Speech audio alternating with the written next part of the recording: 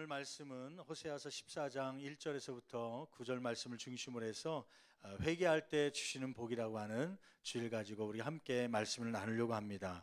호세아 강의 18번째인데 오늘 호세아 말씀의 제일 마지막 14장 부분이고 마지막 강의가 될 것입니다.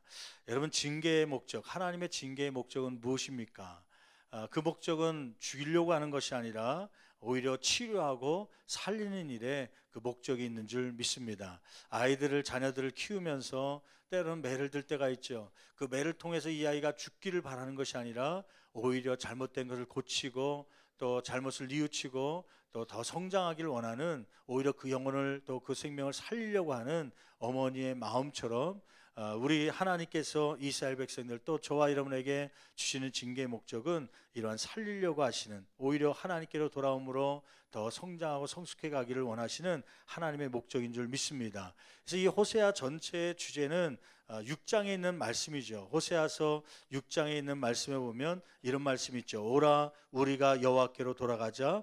여호와께서 우리를 찢으셨으나 도로 낫게 하실 것이요 우리를 치셨으나 싸매어 주실 것임이라. 하나님을 더 알기를 원하고 여호와께로 돌아오라고 하는 그러한 주제의 말씀이 이 호세아 전체적인 말씀이죠. 오늘 말씀 가운데는 마지막 14장을 통하여서 하나님께서 또 강조하는 것은 회개입니다. 하나님께로 돌아오는 일에 있어서 그 통로는 뭐냐면 회개를 통하여서 돌아올 수 있고, 회개하는 자에게 하나님께 구원을 베푸시고 회개하는 자에게 또 축복을 더하실 줄 믿습니다.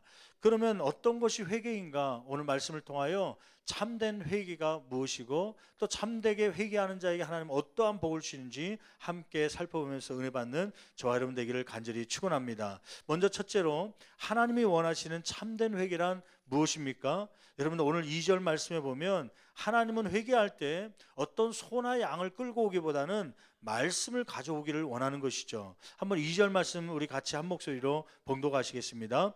너는 말씀을 가지고 여호와께로 돌아와서 아뢰기를 모든 불의를 제거하시고 선한 발을 받으소서. 거기 말씀 보니까 너는 무엇을 가지고 여호와께로 돌아오라는 거예요?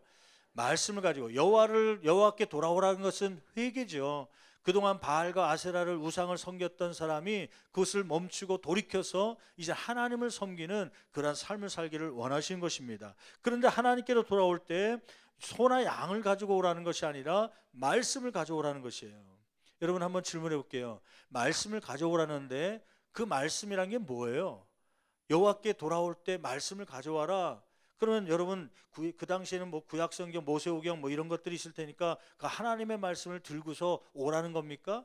그 말씀을 가져오라는 것은 그런 뜻이 아니라 말씀에 합당한 생활을 가지고 오라는 것이에요. 여러분, 참된 회개는 마음으로만 뉘우치고 후회하고 그런 것이 아니라, 반성하는 것이 아니라 생활 가운데 변화된 모습이 이어질 때 참된 회개가 되는 줄 믿습니다. 여러분, 그 삶의 변화가 참된 회개인데, 특별히 참된 회개의 첫 번째 단계는 뭐냐면 입술의 변화입니다. 오늘 본문 말씀 속에서는 입술의 열매라는 단어가 쓰여졌거든요. 한번 2절 말씀 계속 읽어볼까요? 선한 발을 받으소서. 그 다음에요, 우리가 수송아지를 대신하여 무엇을 주께 드리이다? 입술의 열매를 주께 드리이다. 참된 회개는 변화된 생활인데, 변화된 삶인데, 변화된 삶의 가장 기초적인 건 뭐냐면 입술의 변화입니다. 입술의 열매죠. 여러분, 반대로 죄를 짓는 데 있어서 가장 먼저 죄를 짓는 게 뭐냐면, 표현되는 것은 입술입니다. 입술이 죄를 범하는 일에도 가장 앞서서 범하게 되죠. 그래서 죄를 범하게 되는 과정들을 살펴보면 먼저 이 죄악된 생각이 들어오죠. 이 생각은 사실은 그 전에 무엇을 듣느냐에 따라서, 무엇을 보느냐에 따라서 생각이 들어오는 것이에요. 그래서 말씀을 보고 말씀을 들으면 머릿속에 말씀에 대한, 하나님의 생각에 대한 생각이 들어올 텐데, 그런데 항상 비디오나 영화나 드라마나 세속적인 것, 음란한 것을 보다 보니까요, 자꾸 생각 속에 무엇이 들어오냐면 음란한 생각이 들어오거든요. 사람을 죽이고 싶은 생각이 들어오거든요. 요즘에 드라마, 영화 같은 데 보면요, 막 사람을 죽이는데 서슴지 않고 막 죽이고 그것이 당연시되는 그런 것들이 많이 보여지거든요. 그러다 보니까 생활 가운데 미워 죽겠는 사람, 또 없었으면 좋겠는 사람, 내가 죽여볼까라는 생각을 갖는 사람이 있어요, 없어요? 그런 사람이 있습니다. 그래서 생각 속에 야, 저 사람 미워 죽겠다 그런 생각이 들어오면 그 다음에 제일 먼저 표현되는 게 뭐냐면 행동에 앞서서 입술의 범죄함이 나타납니다. 입술로 언젠가 그 사람을 욕하게 되고 그 사람을 죽이겠다고 협박하게 되고 그렇게 되는 것이죠. 그러다 보면 그것이 씨가 되어서 열매 이 생활 속에 나타나게 되는 것이고 범죄함이 되는 것입니다.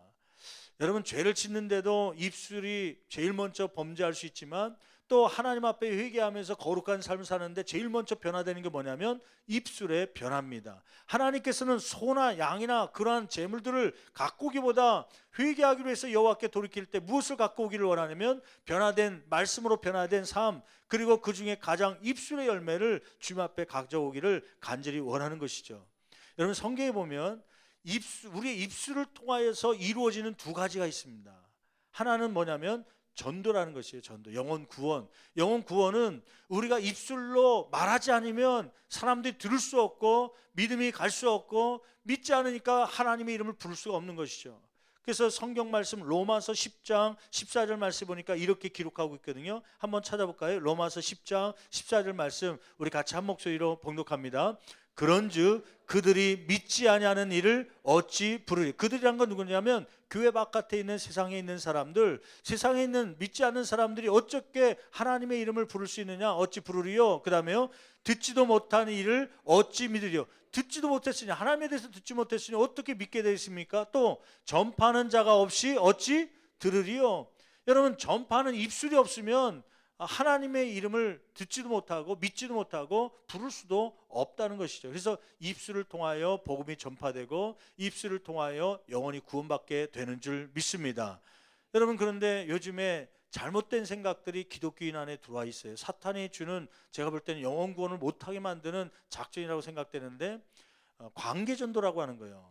관계전도가 나쁜 게 아니라 참 좋습니다. 저도 저희 교회 전도 특공대 하면서 관계전도를 해야 됩니다. 관계전도는 뭐냐면 관계를 맺어가면서 전도하자는 거예요. 그동안 기독교인들이 이 세상 사람들에게 서로 치고받고 혹은 그 사람 걸 취하면서 전도하려니까 잘 안 되니까 그런 전도가 아니라 좀 그래도 맞벌이 부부하는 가정에 콩나물이라도 좀 묻혀서 갖다 주면서 관계를 좀 쌓아가면서 전도하자. 그게 관계전도거든요. 그런데 이걸 잘못 이해해갖고 관계만 쌓다가 복음을 전하지 못하는 그러한 사람도 있어요. 콩나물을 전하고 김치를 좀 김장 담근 것 좀 갖다 주면서 그들의 마음이 열리면 그 열린 마음에 무엇을 심어주려고요? 복음의 말씀을 전해주려고 그렇게 하는 건데 그냥 김치만 갖다 준 걸로 끝나는, 그것이 관계전도라고 생각하는 그런 분도 있어갖고요, 복음을 증거하지 못하고 실패하는 경우가 참 많거든요. 여러분, 영혼 구원은 우리가 말씀을 전파할 때, 복음을 전파할 때 영혼 구원이 이루어지는 줄 믿습니다. 그래서 우리가 전하지 않으면, 전파하지 않으면 어찌 그들이 듣고 그들이 믿고 어떻게 하나님을 부르겠느냐? 전파해야 된다고, 입술로 전파해야 된다고 하는 말씀이죠. 저는 한때는 목사이면서도 그 길거리에서 전도하는 사람에 대해서 좀 비판적인 생각을 가진 적이 있어요. 부정적인 생각을 갖고 저렇게 떠들 필요가 있는가 막 그렇게 생각한 적이 있었습니다. 그런데 성경 말씀을 자세히 보면 그렇게 말씀을 전파할 때 복음이 들어가게 되고 구원받게 되는 것이죠. 옛날에 선지자들도 그랬고요. 그때는 예레미야 선지자는 복음을 증거하다가 그 복음에 대해서 거부감을 일으킨 이 사람들이, 정치가들이 그걸 감옥 속에까지 넣기도 하잖아요. 그때는 감옥 속에 들어가면서 세상 사람이 싫어하는 일을 하면서도 복음을 증거했던 선지자들이거든요. 근데 오늘날은 너무 착하게 복음을 증거하다 보니까 사람들이 싫어하는 일을 안 하겠다. 그러다 보니까 핑계로 세상이 좋아하지 않으니까 내가 복음을 증거하지 못합니다. 그렇게 이야기하는 분들이 있더라고요. 그런데 복음을 증거하는 것을 통해서 이 역전이나 정거장이나 기타 치면서 찬양하게 가면서 예수 믿으라고 떠드는 그러한 복음 선포하는 그러한 일을 통하여서 구원의 역사가 일어난다니까요. 최소한 이 전도하지 못한 사람에게 열정을 갖게 합니다. 제가 경험한 거 아닙니까? 저는 그렇게 부정적인 생각을 갖고 있었는데, 전도하는 거에 대해서. 근데 어느 날 광화문을 지나고 있는데요, 그 비 오는 날인데, 비가 주룩주룩 오는 날인데 뭐 찬양 소리 비슷한 게 들리더라고요. 실로암 소리가요. 어두운 밤에, 캄캄한 밤에 막 찬양을 부르면서 부르는 소리가 들려서 이게 여기서 어디서 나는 건가 하고서 창밖을 보니까 광화문 앞에 교보문고가 있는데, 교보문고 그 횡단보도 앞에서 어떤 선교팀이나 교회가 왔는지 쭉 서갖고요, 메가폰을 들고 같이 찬양을 하는데, 거기서 회개하라, 청교할 것 같다, 주 예수를 믿으라, 그리하면 너와 내 집이 구원을 받는다, 막 이렇게 말씀을 증거하면서 복음 증거하는데, 첫째, 제가 그 전도하는 삶에 대해서 그분들을 통해서 도전을 받더라고요. 열정이 생기더라고요. 아, 저런 생활들이 나에게 사라지고 있다. 사실 그걸 비판하고 그걸 부정적으로 보는 시각이 있을 때부터 전도의 열기가 식어지기 시작합니다. 여러분, 그것이 다 전도의 100%가 되지 않겠지만은, 그러니까 전도에 다 그런 모습으로 갈 필요가 없고 또 다른 것도 필요하겠지만은 최소한 그런 거에 대해서 필요함을 느끼고 그러한 일에, 복음을 증가하는 일에 우리의 입술을 사용할 수 있는 저와 여러분 되기를 간절히 축원합니다. 또 한 가지는 제가 경험했던 것이 있었어요. 고등학교 때인데요. 고등학교 2학년 때로 기억해요. 저는 사춘기를 지나면서 혼자 있는 시간을 많이 갖는 걸 좋아했습니다. 사춘기를 지나면서 여러 가지 외형적으로 방황하거나 그런 아이들도 있지만 저는 사색을 좀 많이 했던 것 같아요. 제일 좋은 게 뭐냐면 우리 신월동에서 삼동에서 국민은행 앞에서 122번, 그때 당시에 122번 영인버스가 있었는데 122번을 타고서 이 종점을 돌아오면 저 낙성대로 본천동을 다녀오거든요. 봉천동을 돌아서 이제 들어오는데 그게 그렇게 좋았습니다. 차창 밖을 바라보면서 세상 사람들 구경하면서 아무도 나를 터치하지 않고 1시간, 2시간 다녀오면 뭔가 좀 생각이 정리가 되고 그런 시간이 있어갖고요. 고등학교 2학년 때 그걸 좋아했거든요. 근데 좋아했던 이유가 또 한 가지 있어요. 저 봉천동 쪽 가면은 그 정류장 쪽 가까이 가면 봉천동 언덕배기에 봉천극장이라는 게 있었어요. 봉천극장. 근데 봉천극장이 그게 어떤 극장이면 동시상영 극장이었습니다. 동시상영이라는 게 뭐예요? 같은 가격을 주고 두 편을 보여준다는 거예요. 또 운이 좋으면 세 편까지 보여주기도 하는데, 근데 첫 번째 영화는 뭐냐면 좀 건전한 영화가 보여지고, 두 번째 영화는 뭐냐면 좀 19금, 오늘날로 얘기하면 뽕, 마님 막 이런 거 보여줘요. 근데 그때 청소년 시기 때 그런 게 좀 보고 싶잖아요. 근데 제가 조숙했거든요. 어렸을 때부터 머리가 좀 벗겨져 갖고요. 그래서 이러한 미성년자가 들어가지 말아야 할 것도 그냥 검사도 안 하고 그냥 통과시키는 경우가 참 많았어요. 그래서 가다 보니까 그 극장 간판이 보이는데 들어가서 보고 싶더라고요.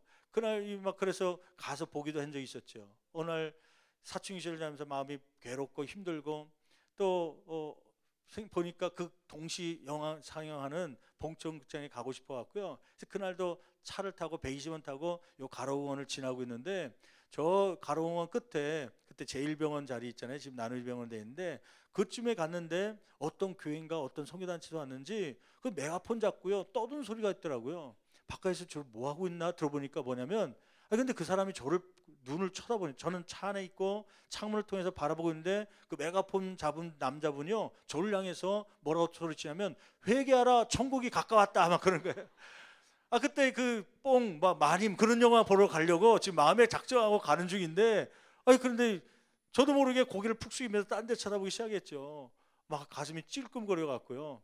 저 사람이 왜 나를 쳐다보고 하나? 실수였겠지 하고서 좀 지나다 횡단보도에 이제 신호가 켜져 있어서 기다리고 있는 중에 혹시나 하고서 살짝 또 봤더니 그분이 여전히 저를 쳐다보고 메가폰을 저를 향해서 대고서 회개하라 천국이 가깝다 그러면서 막 하는데요.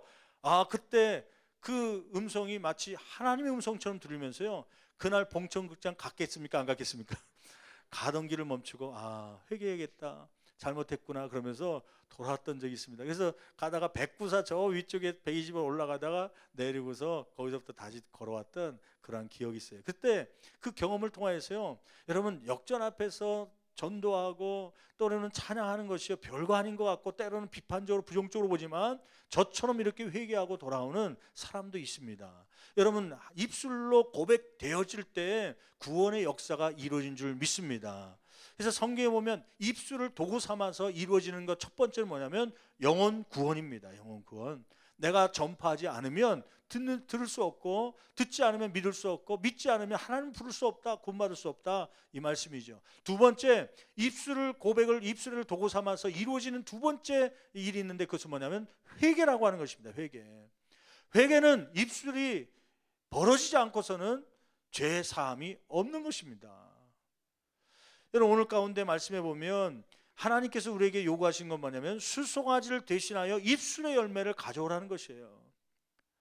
나는 죄인입니다. 나는 잘못했습니다. 이러한 자백의 마음을 갖고 올 때 성경에 보니까 너희 죄가 주홍같이 붉을지라도 그러나 하나님 앞에 나와서 이 죄를 자백하면 하나님께서는 양털보다도 때로는 흰눈보다도 더 하얗게 만들으시는 은혜로 우리의 죄를 사하여 주신 줄 믿습니다. 거기 말씀에 보면 자백은 우리의 입술로 고백할 때 죄가 사여지는 것이죠.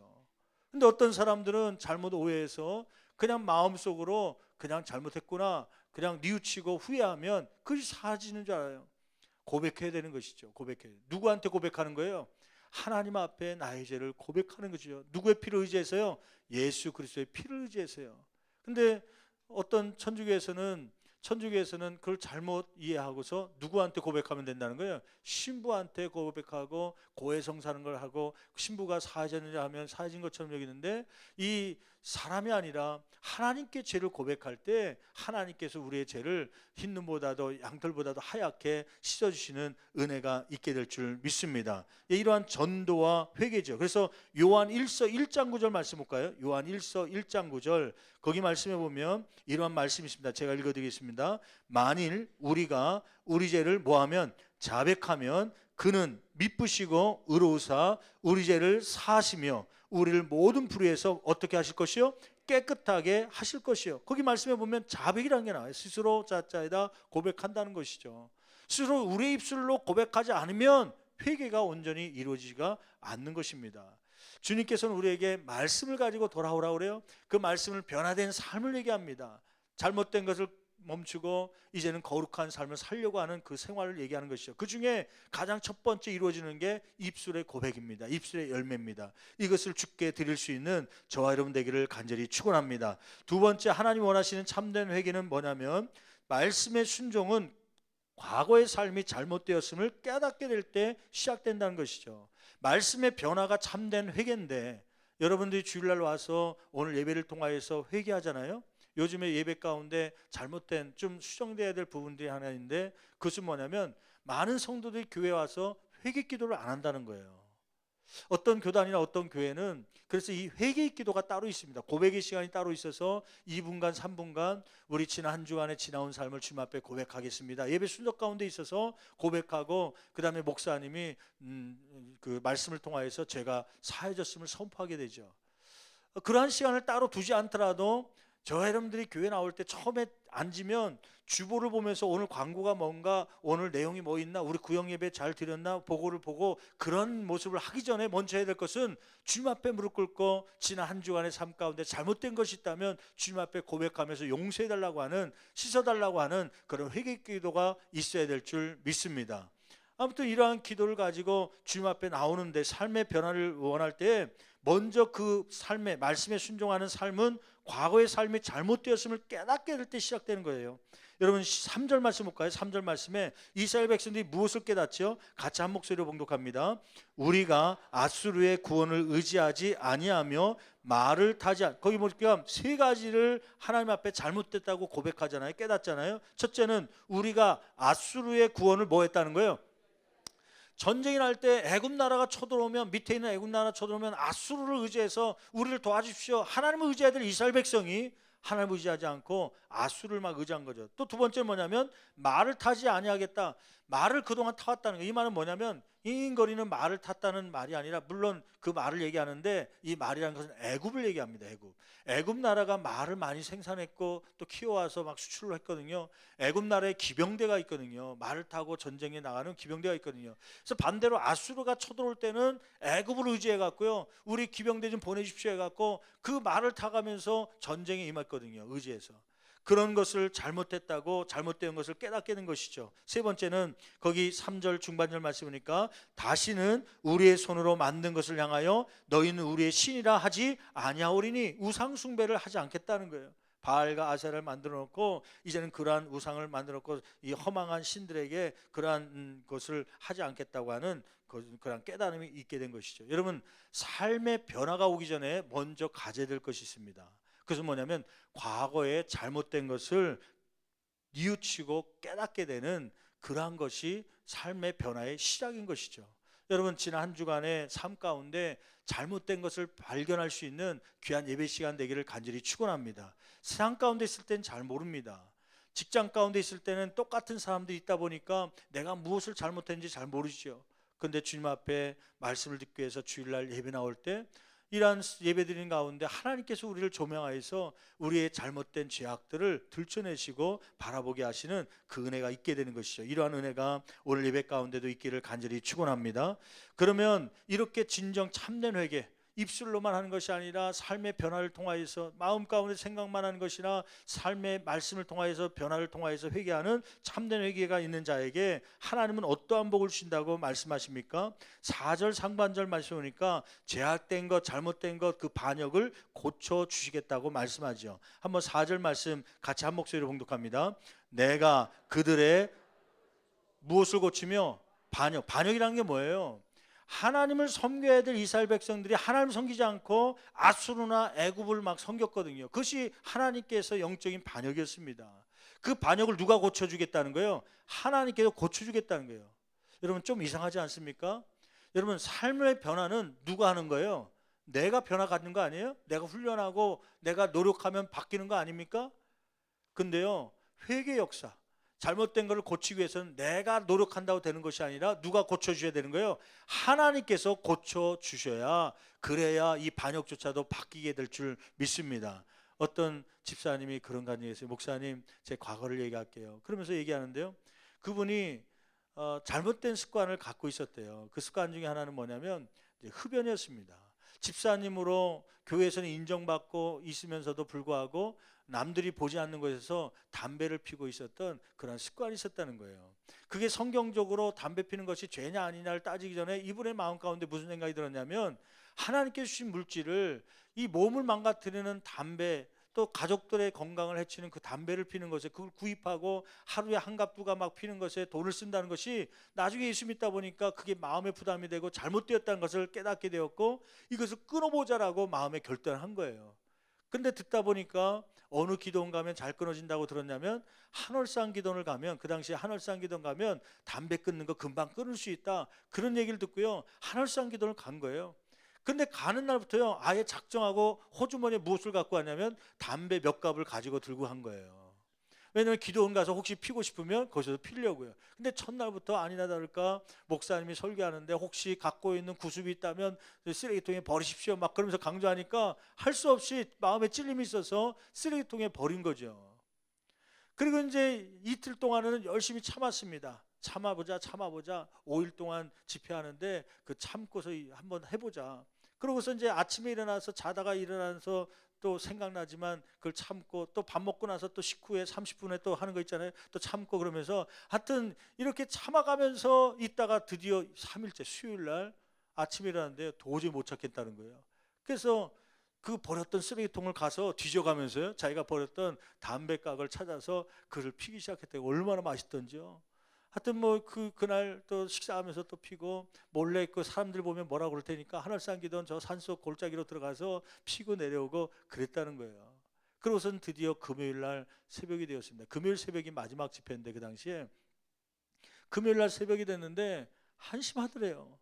자기가 이 기도원에 올라온 이유가 그 금연, 담배를 끊어버리려고 그런 생각으로 가지고 왔는데, 아니 그런데 그 담배를 쓰레기통에다 주워서 거지처럼 그걸 피고 있는 자기의 모습을 보면서요, 너무 한스럽고 이 시간이 아까운 것 같고요. 그래서 금요일 날 새벽에 말씀 듣는 가운데 기도하는데요, 펑펑 울면서 기도했다는 거예요. 하나님, 내 힘으로 이거 담배 끊는 거 안 되니까 성령님께서 오시면 이 담배 끊는 것이 자연스럽게 된다는데 성령님 나를 도와달라고 막 울며 불며 하나님 앞에 매달리면서 기도했다는 거예요. 근데 그 기도원 다녀와서 이상한 일이 벌어진 거예요. 평상시처럼 기도했었던 것처럼 담배를 꺼내서 입에 딱 물었는데요, 그날 저녁부터 갑자기 구토 증세가 일어나더래요. 담배만 입에 물면 구토 증세가 일어나고, 담배 냄새만 맡는 곳만 가도 머리가 이상하게 현기증이 나고 막 머리가 아프고 막 그러는 현상이 일어나서 자연스럽게 담배가 끊어졌다는 거예요. 그러면서 그분이 고백할 뭐냐면, 이러한 구습조차도 끊는 것이 내 힘으로 되는 게 아니라 하나님께서 끊게 해주셔야 된다는 것이에요. 여러분, 참된 회개를 하게 되면 어떠한 역사가 일어나냐면, 하나님께서 잘못된 것, 그 이스라엘 백성들의 잘못된 것은 반역이었잖아요. 그 반역을 고쳐 주시겠다고 말씀하신 것입니다. 여러분, 참된 회개를 통하여서 우리의 삶에 잘못된 걸 고쳐주시는 하나님의 놀라운 역사가 있기를 간절히 축원합니다. 고치고 싶은데 안 고쳐지는 게 있어요. 그게요, 사실은 마음 가운데 항상 부담이 되고, 그것이 잘못됐다는 걸 알면서도 즐거움 때문에 하고 있는데 그것을 끊지 못해서 막 마음이 답답하신 분들이 있어요. 여러분, 오늘 예배를 통하여, 참된 회개를 통하여 우리의 삶에 마음이 안타깝고 안쓰럽고 막 이거 끊어야 되는데 끊지 못하는 것 때문에 막 스스로의 분노를 갖고 있는 그러한 것들이 해결될 수 있는 저와 여러분 되기를 간절히 축원합니다. 두 번째는 4절 하반절 말씀 보니까 이러한 참된 회개라는 자에게 기쁘게 사랑하여 주시겠다고 말씀하죠. 내가 그들의 반역을 고치고 그다음 뭐라고 기록하고 있습니까? 기쁘게 그들을 뭐하리니 사랑하리니. 그 기쁘게라는 말을 보니까 히브리어 원어적으로 아낌없이 혹은 조금도 부족함이 없이 그들을 사랑해 주겠다고 하는 것이에요. 여러분, 지금 이스라엘 백성들은 어떠한 상태에 있습니까? 이스라엘 백성들은 여전히 하나님을 배반하고 여전히 하나님을 떠난 상태에 있죠. 삶이 완전히 변화돼서 회개는 했을지라도 삶이 완전히 변화돼서 의인의 삶을 살고 있는 것은 아닙니다. 그럼에도 불구하고 회개의 시작을 보인 이스라엘 백성들을 아낌없이 또 조금도 부족함이 없이 하나님께서 사랑해 주시겠다고 말씀하고 있는 것이죠. 여러분, 이 호세아 선지서의 주제 성구를 찾는다면은 호세아 6장 3절입니다. 6장 3절. 우리가 지난번에 배웠던 말씀인데 6장 3절 한번 말씀 다시 한번 볼까요? 6장 3절 같이 한 목소리로 봉독합니다. 그러므로 우리가 여호와를 알자, 힘써 여호와를 알자. 힘써서 여호와를 알자, 그렇게 고백하는 거 아닙니까? 또 권면하는 거 아닙니까? 어떤 여호와를 알자라는 거예요. 계속 읽어볼까요? 여호와를 알자. 그의 나타나심은 새벽빛같이 어김없나니. 그의 나타나심, 무엇이 나타나심이에요? 사랑의 하나님이요. 그 사랑을 베푸는 데 있어서 무엇과 같이 어김없나니 새벽빛같이 어김없다고 하는 것이에요. 여러분, 새벽은 시간이 되면 어김없이 찾아오는 줄 믿습니다. 해는요, 어김없이 그 시간만 되면 동쪽에서 떠오르는 것이죠. 그 새벽빛처럼, 새벽 해처럼 하나님의 사랑은 우리가 어떤 환경 속에 있든 간에 어떠한 상태에 있든 간에 어김없이 우리 가운데 찾아오시는 변함없는 사랑인 줄 믿습니다. 사람들의 사랑은요, 저 사람의 행동을 보고 사랑하거든요. 당신이 어떻게 하는 것 보고 내가 해줄게. 그게 인간적인 사랑이거든요. 근데 하나님의 사랑은 그 조건이 붙지 않습니다. 너희가 어떻게 하든 간에, 죄의 가운데 있든 간에 선한 일 가운데 있든 간에 나는 어김없이 너를 사랑할 것이다. 기쁨으로 너를 사랑해 주겠다고 하시는 말씀이죠. 세 번째, 이렇게 참된 회개하는 자에게 하나님께서 어떠한 축복을 주십니까? 5절 8절 말씀에 보면 삶을 풍성하게 해주겠다고 말씀하죠. 한번 5절 말씀 같이 한 목소리로 봉독합니다.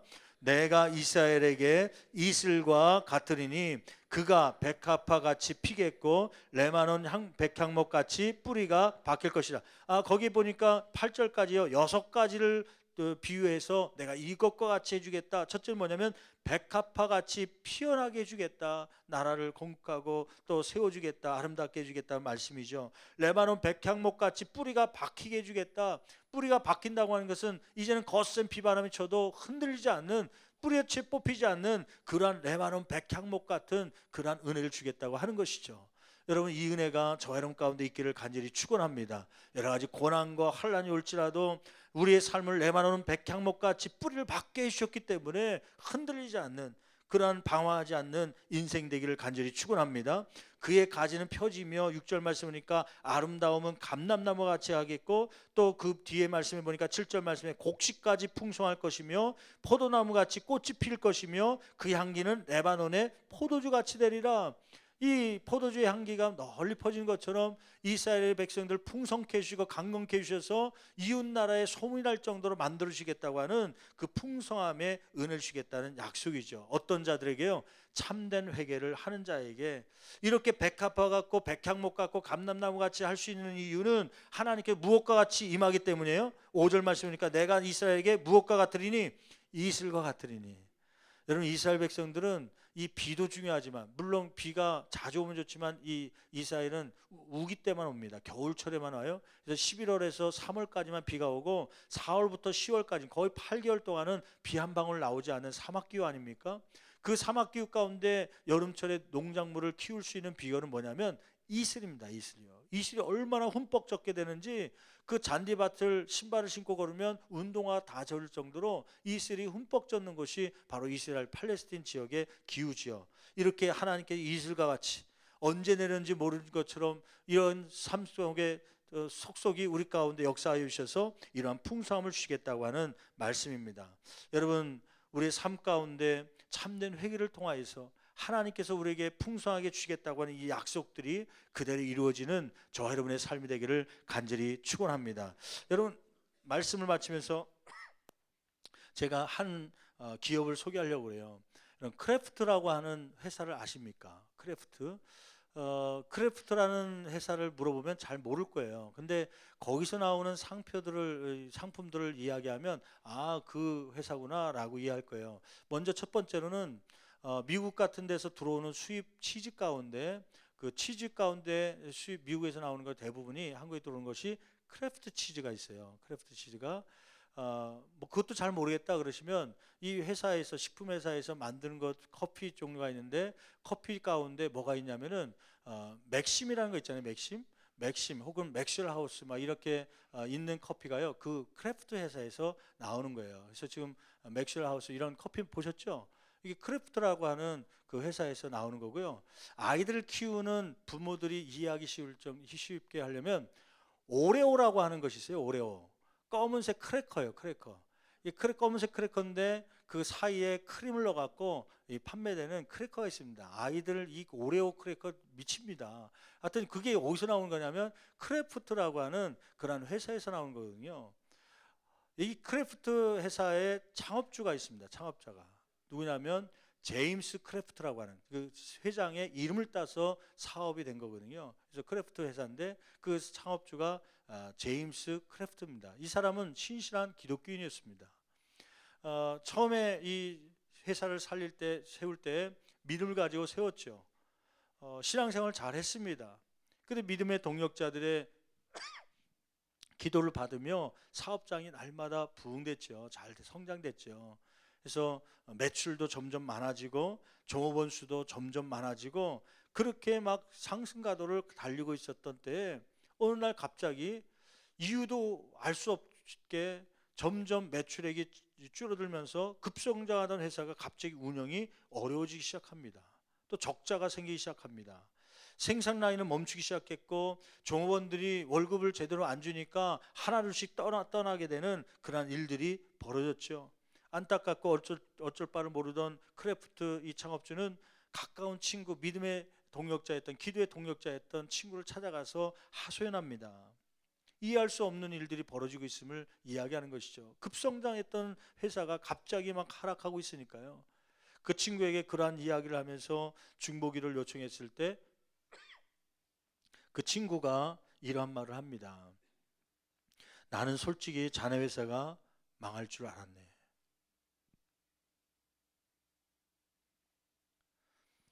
아니, 좀 위로 좀 해주고 격려를 해줄 줄 알았는데 오히려 회사가 솔직히 내가 망할 줄 알았다고 그렇게 얘기하는 친구의 말을 듣게 된 것이죠. 당황했던 이 크래프트가 다시 질문합니다. 왜 당신은 우리 회사가 망할 것이라고 생각했는가? 그때 솔직하게 친구로서 이야기해 주는 거죠. 하나님께서 자네 회사에 축복을 쏟아부어 주실 때 오히려 자네는 하나님과의 관계가 점점 멀어지기 시작을 했지. 한번 자네의 삶을 뒤돌아보게. 회사가 급성장한 이후로 주일 한번 제대로 지킨 적이 있나 돌이켜 보게나. 생각해 보니까 회사가 공장 기계가 들어오고 또 일하는 사람들이 많이 들어오고 관리할 것이 많다는 핑계로 주일날을 범하고 그 교회 가서 예배드렸던 사람이 이제는 주일날 교회 가지 않고 회사로 출근하는 그런 일들이 빈번했던 것이죠. 하나님께서 수입은 더 많이 주어졌지만은 그 주신 수입 가지고 회사를 불리는 데 썼지 오히려 하나님께 드려야 될 것을 까먹고 있었던 그러한 크래프트의 자신의 모습을 보게 된 것입니다. 자네 회사는 멸망하는 길로 서서히 달리고 있었던 걸세. 자네가 주일 성수하지 않고 하나님께 드려야 될 것을 가지고 개인적으로 사용할 때부터 하나님은 이 회사에 돕지 않을 것이라는 생각이 들었고 나는 그때부터 자네 회사가 망하게 될 것이라는 것을 짐작하고 있었네. 그 친구의 말이 이 크래프트의 이 마음 가운데 하나님의 음성처럼 울린 거예요. 그 자리에서 털썩 주저앉았습니다. 그리고는 그가 자신의 삶 가운데 하나님과 점점 멀어져 가고 있었던 그러한 부분을 회개하기 시작합니다. 그리고는 그 친구를 증인 삼고 하나님 앞에 두 가지 약속을 합니다. 하나님께서 이 회사를 망하게 하든 흥하게 하든 회복시키든 저는 그곳에 관심이 없습니다. 이제는 두 가지를 다시 회복하기를 원합니다. 첫째, 무슨 일이 있어도 내가 주일을 하나님의 교회에서 예배를 드리며 지키겠습니다. 둘째, 수입의 절반을 이제는 하나님을 위하여 사용하겠습니다. 그는 그 결단을 했지요. 그 결단을 하면 오히려 잘못될 줄 알았는데 하나님께서는 그것을 도와주기 시작했습니다. 주일을 성수하며 오히려 주신 물질 가지고 하나님의 일을 위하여 사용하려고 하는 이 크래프트를 하나님께서 복주기 시작하는데 오늘날 이 크래프트라는 회사를 세계적인 기업으로 만들으신 것이죠. 여러분, 이 크래프트 회사가 어느 정도냐면요, 식품 회사, 세계적인 식품 회사가 경쟁하는 두 회사가 있거든요. 아마 여러분들이 알고 있는 한 회사가 있습니다. 스위스 회사인데 네슬레라고 하는 회사가 있어요. 네슬레 들어봤잖아요. 그 네슬레와 함께 쌍벽을 이루는 식품 회사가 바로 이 크래프트 회사입니다. 그래서 지금도 한국의 많은 제품, 식품들을 수출하고 또 만들어내는 또 많은 회사들 또 이 합병하고 그러면서 거대한 회사가 되었던 그러한 모습이죠. 그 시발점은 어디냐면 하나님 앞에 참된 회개를 통하여 돌아올 때 하나님께서 오늘 말씀처럼 풍성한 삶으로 인도해 주신 줄 믿습니다. 여러분, 오늘 말씀 가운데 호세아 말씀을 마치면서 저와 여러분들이 다시 한번 하나님의 음성을 듣기를 원합니다. 이 호세아 1장부터 14장까지 전체로 주셨던 말씀의 핵심적인 주제는 뭐냐면 여호와께로 돌아오라는 것이에요. 그동안 즐거움 때문에 기쁨 때문에 끊지 못했던 것들, 그러한 것들 끊고 담대하게 여호와께로 돌아오며 이제는 입술로만이 아니라 말로만 고백하는 것이 아니라 삶의 변화를 통하여 참된 회개를 가짐으로 우리를 회복해 하시고 우리를 풍성케 하시는 하나님의 축복을 받아 누리시는 저와 여러분 되기를 간절히 축원합니다. 기도하시겠습니다.